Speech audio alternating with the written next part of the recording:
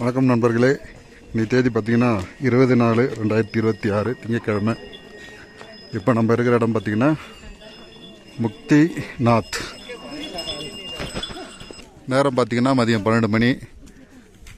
பேருந்து நிலையத்திலேருந்து அதான் base camp, அங்கேருந்து ஒரு 1 கிலோமீட்டர் வந்தீங்கன்னா ஸ்டெப்ஸ் இருக்கும். இதுதான் நுழைவாயில். இங்கேருந்து ஒரு 350 படி அப்படியே ஏறணும்னா கோவில். சாமி சொல்றாரு பாருங்க, 365. சாமிக்கு எந்த ஊர் சாமி? நாங்கள் திருப்பதி சாமி. சாமிக்கு திருப்பதி.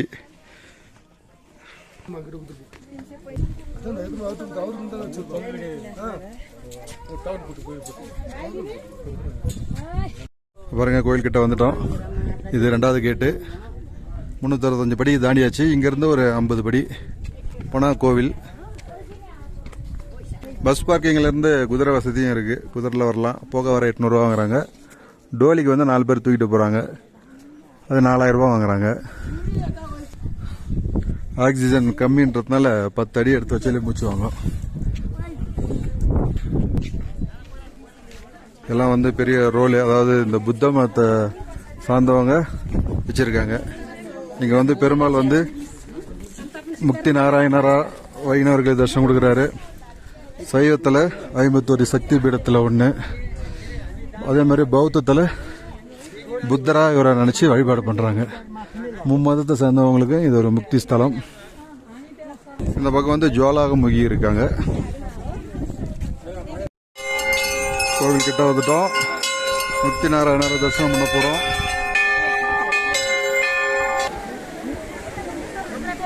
பாருங்க, இதான் கோவில் முக்தி நாராயணர். அவ்வளோ சின்னதாக இருக்கு பாருங்க. ஏன்னா இந்த இடத்துல நம்ம ஊரில் இருக்கிற மாதிரி ரொம்ப பிரம்மாண்டமெல்லாம் கட்ட முடியாது. இங்கே இருக்கிற மரத்தங்களையே வச்சு கட்டியிருக்காங்க.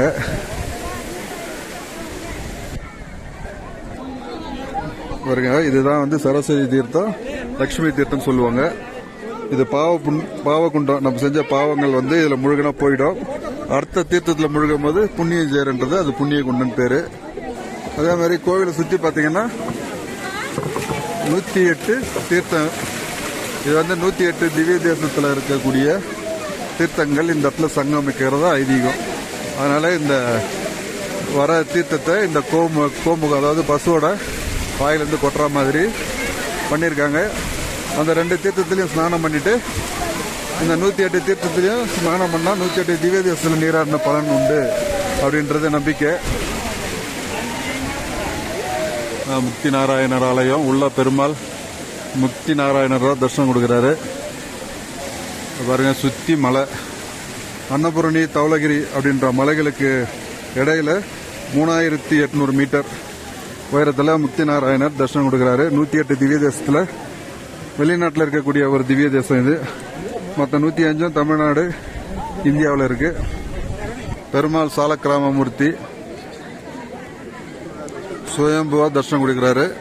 முக்தி ஸ்தலங்கள்ல முதன்மையானவர். நீங்களும் பெரும்பாலும் மானசீகமா தரிசனம் பண்ணிக்கங்க. ஓம் நமோ நாராயணாய.